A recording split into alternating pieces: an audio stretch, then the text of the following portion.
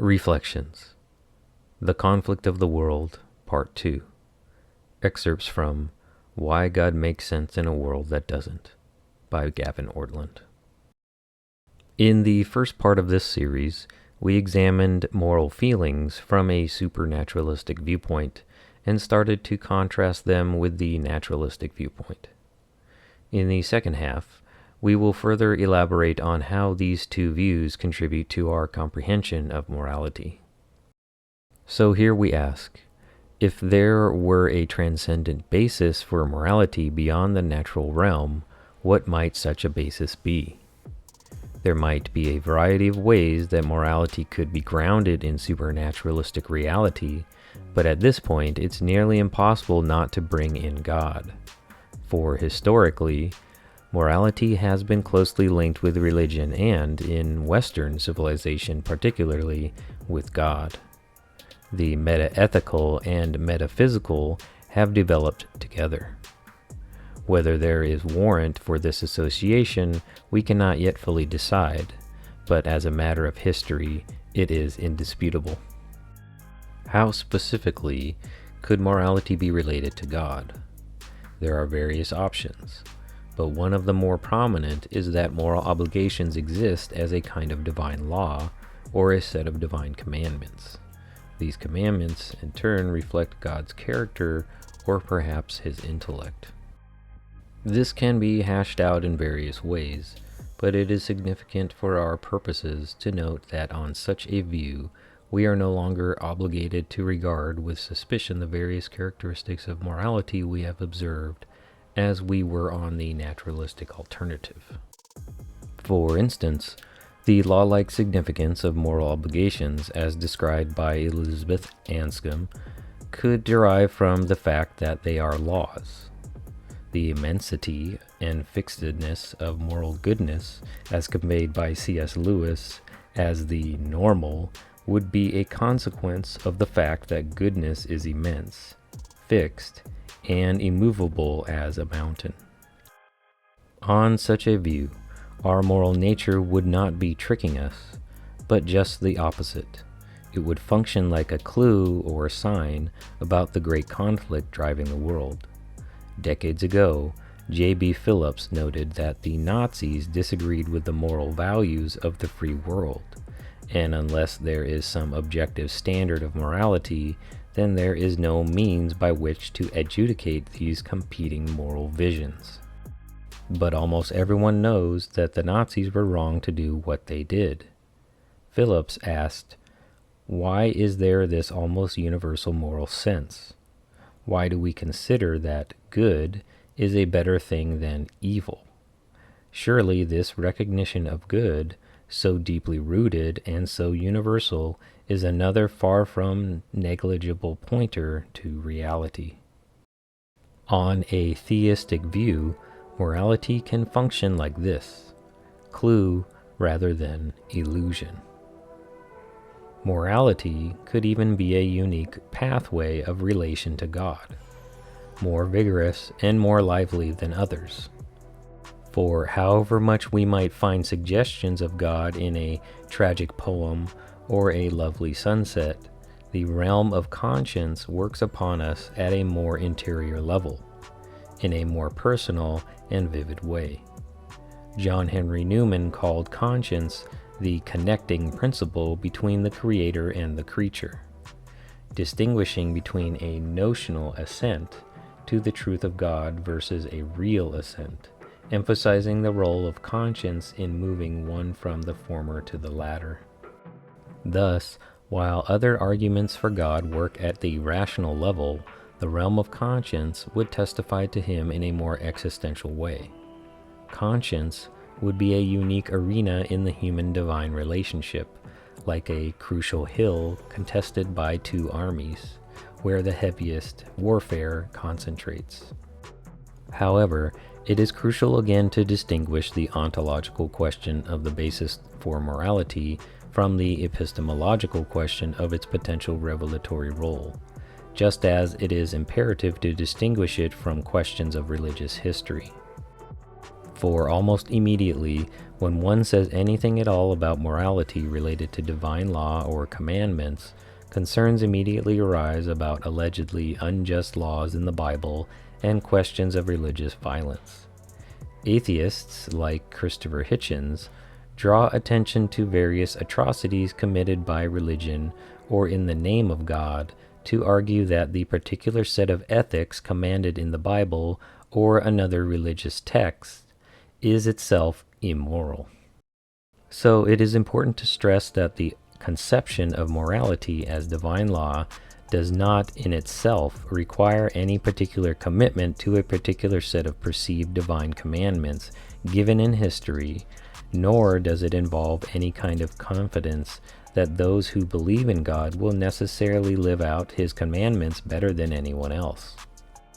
The idea of God as the source of morality is not a claim that believers in God are more moral, which is a sociological question, or that religions have produced moral guidelines for society, a historical question, or that religious people know morality more accurately, which is an epistemological question. The issue is where morality itself comes from, an ontological question.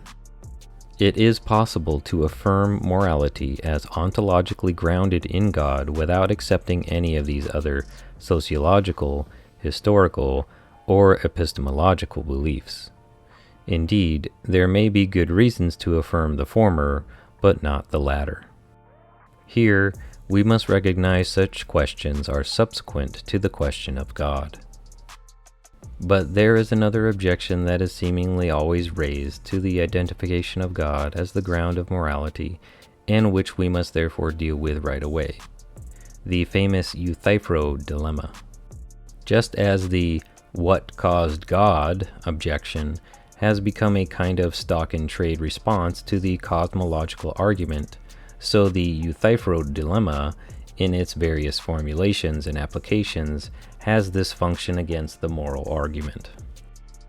The objection goes all the way back to Socrates' dialogue with the character Euthyphro, where after establishing that piety is defined by the unanimous consent of all gods, Socrates poses a new question. Is the pious loved by the gods because it is pious, or is it pious because it is loved by the gods? Their discussion reveals problems that obtain on either alternative. If piety is pious because it is loved by the gods, the first horn of the dilemma, then a host of problems emerge.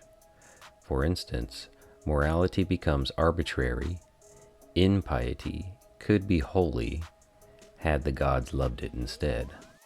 But on the other hand, if piety is loved by the gods because it is pious, the second horn of the dilemma, then piety seems to come from something other than the gods.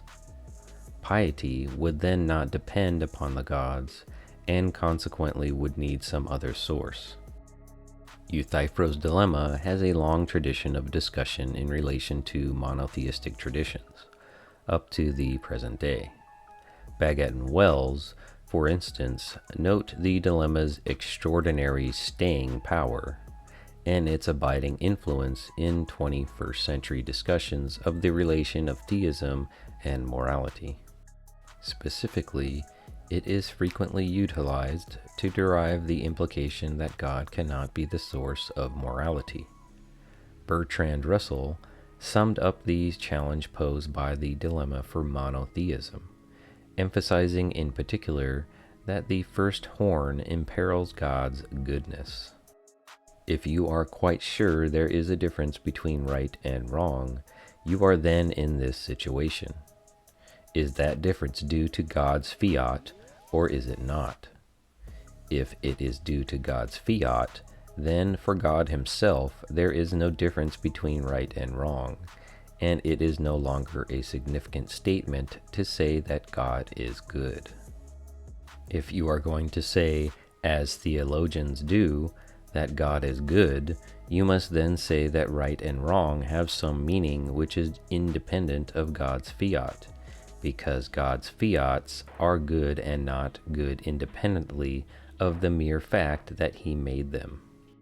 If you are going to say that, you will then have to say that it is not only through God that right and wrong came into being, but that they are in their essence logically anterior to God. But as has been frequently pointed out, the Euthyphro's dilemma has a fatal flaw. In requiring a choice between these two alternatives, it poses a false contrast, for these options are not mutually exclusive. According to classical Christian thought, for instance, morality extends from God, not by divine fiat, but as a reflection of his character, or perhaps his thoughts.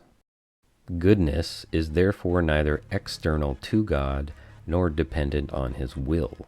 Rather, goodness is identical with God himself.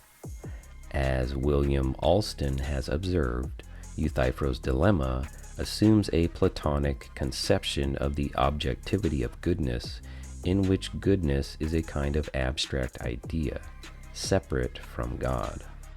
But historically, not only Christian theologians, but also Jewish and Muslim theologians have conceived of God as simple, and therefore identical to his attributes, in part to avoid difficulties like this. What does all this entail?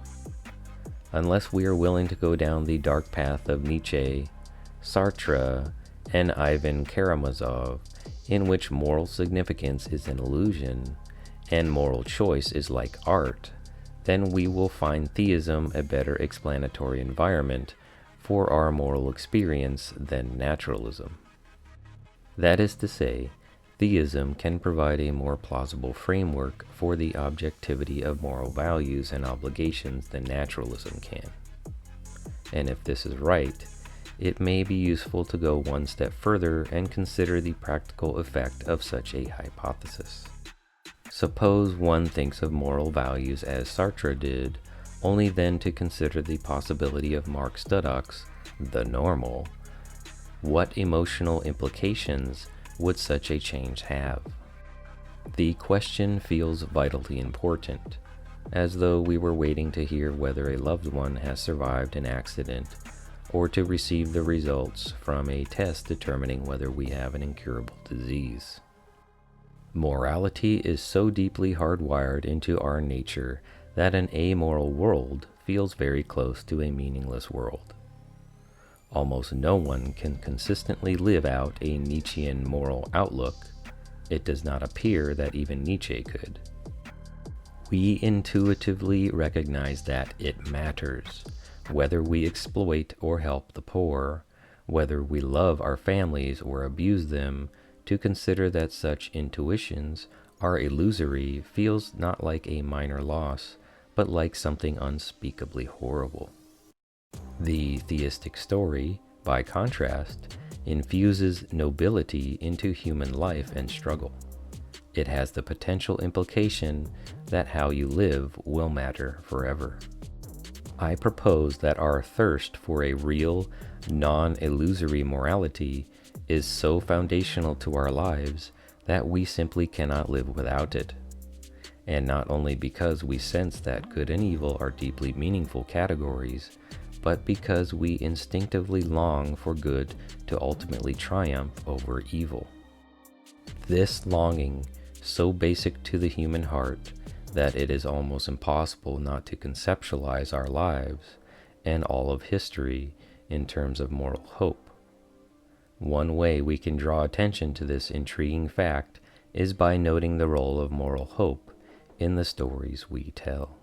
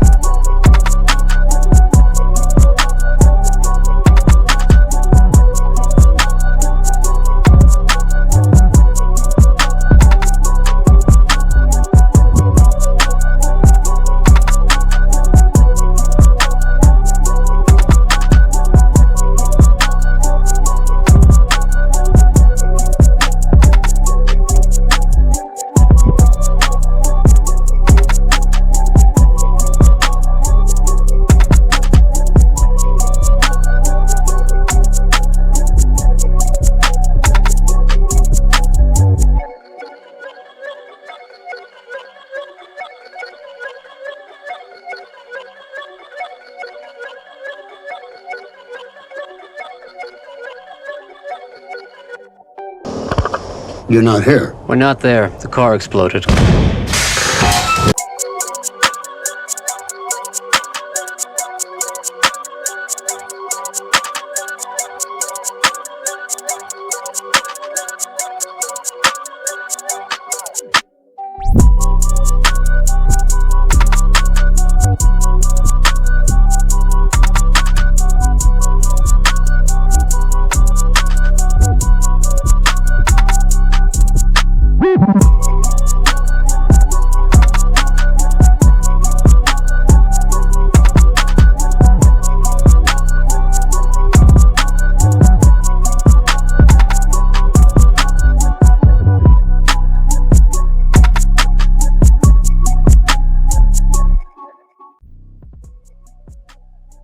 My God!